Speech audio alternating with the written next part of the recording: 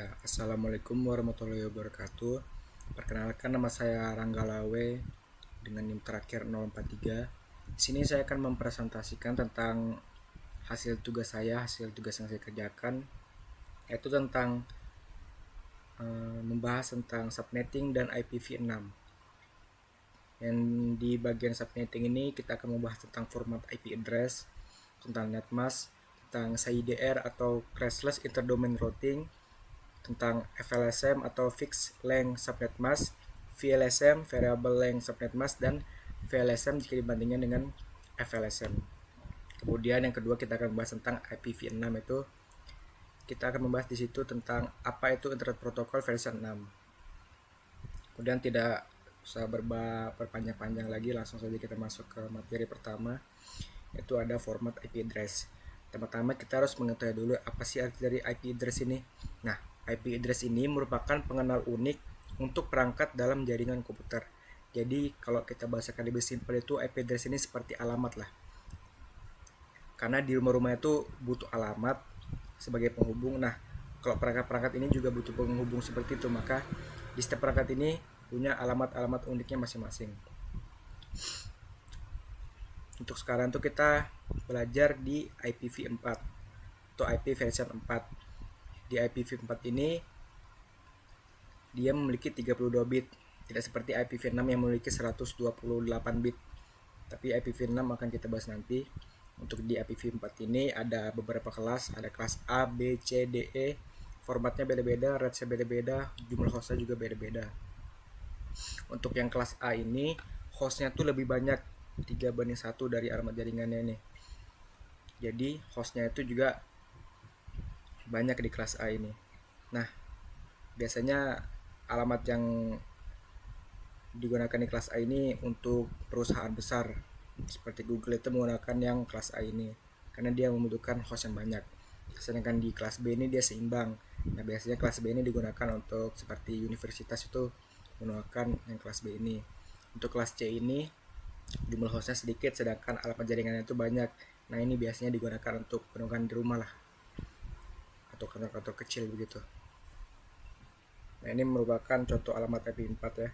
Ada 192.168.1.1, kemudian dan selanjutnya. Nah, jadi di IPv4 ini dia terbagi menjadi 4 bilangan lah. Jadi 4 bilangan desimal yang dibagi oleh titik begitu. Kemudian kelas D ini tadi untuk multicast, kelas E untuk eksperimen. Kemudian mungkin itu saja tentang format IP address ini. Kita lanjut ke selanjutnya, ada netmask. Nah, jadi netmask ini digunakan untuk membedakan antara network address dengan host, di mana kelompok yang bernilai 0 adalah untuk host dan kelompok yang bernilai 255 digunakan untuk network address. Jadi yang 255 di sini digunakan untuk network addressnya, kemudian yang 000-nya ini untuk host. Seperti yang bisa kita lihat tadi ya, hostnya itu ada 3 kan di kelas A ini. Di sini 3 juga 0-nya. Kemudian bit yang digunakan di kelas A ini untuk yang alamat jaringannya ada 8. Kemudian number of host page ada 24. Nah, ini cara ngitungnya tuh kan di IPv4 ini ada 32 bit.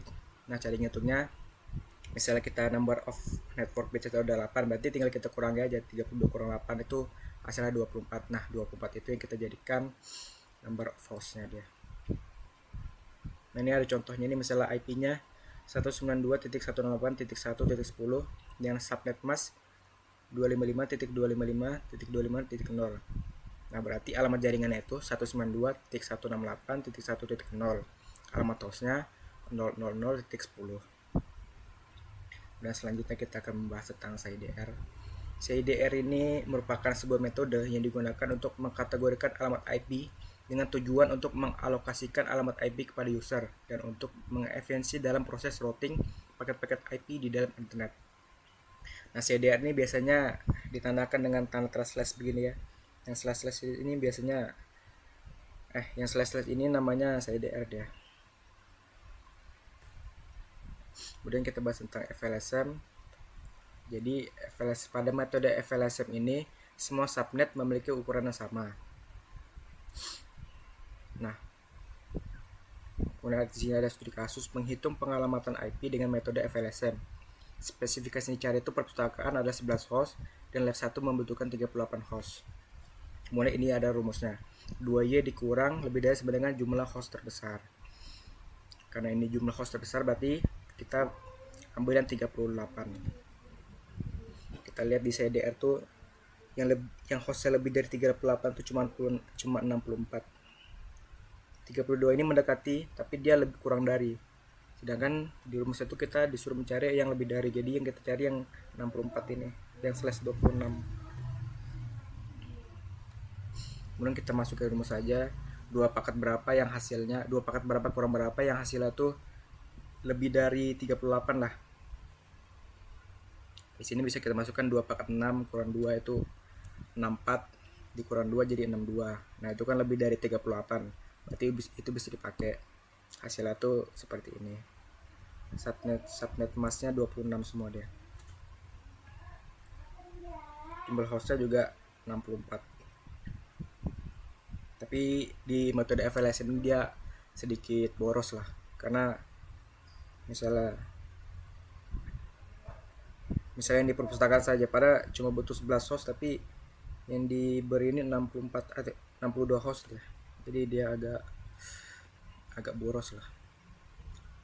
Nah beda dengan metode FLSM. Ini metode ini nih adalah metode subnetting yang memungkinkan pembagian jaringan menjadi subnet dengan ukuran yang berbeda. Nah, setelah ada studi kasus begini, hasilnya tuh beda seperti yang di sini tadi. Kalau di FLSM ini subnetnya sama-sama dia. Kalau di yang di VLSM ini subnet masknya tuh dia beda-beda, dia mengikuti kebutuhan lah, yang mendekati dari apa yang dibutuhkan dari sini lah. Misalnya kayak siswa ini kan cuma butuh 5 host, jadi dia cuma ngambil yang ini, yang slash 29 aja, yang tersedia cuma 6 host. Bedanya kalau FLSM kan enggak, dia mau berapa host yang dibutuhkan dia disamaratakan berdasarkan rumusan tadi tuh. Nah, kalau kita bandingkan, ini merupakan perbandingannya. Kalau dari subnet masnya tuh FLSM tuh sama untuk semua subnet, sedangkan VLSM berbeda untuk setiap subnet. Efisiensi itu kurang efisien. VLSM tuh sangat efisien, tapi FLSM tuh lebih mudah dibandingkan VLSM. VLSM tuh jaringannya juga sederhana, sedangkan VLSM tuh jaringannya besar dengan kebutuhan beragam. Mungkin itu saja untuk materi yang subnetting. Kemudian kita bahas untuk materi yang IPv6. Di apa sih itu Internet Protocol versi 6? Internet Protocol versi 6 itu adalah versi terbaru dari Internet Protocol atau IP yang dirancang untuk menggantikan IPv4. IPv6 dikembangkan oleh Internet Engineering Task Force untuk mengatasi keterbatasan IPv4, terutama masalah kehabisan alamat IP. Jadi ini merupakan versi lebih lanjut lah dari IPv4. Karena di IPv4 tuh cuma tersedia 32 bit, sedangkan di IPv6 ini tersedia kalau tidak salah 128 bit. Nah, misalnya contohnya di sini. IPv4 cuma segini, IPv6 banyak deh jadinya. Ya, mungkin itu saja, sekian presentasi dari kami. Mungkin itu saja presentasi dari saya. Kurang lebihnya mohon dimaafkan. Assalamualaikum warahmatullahi wabarakatuh.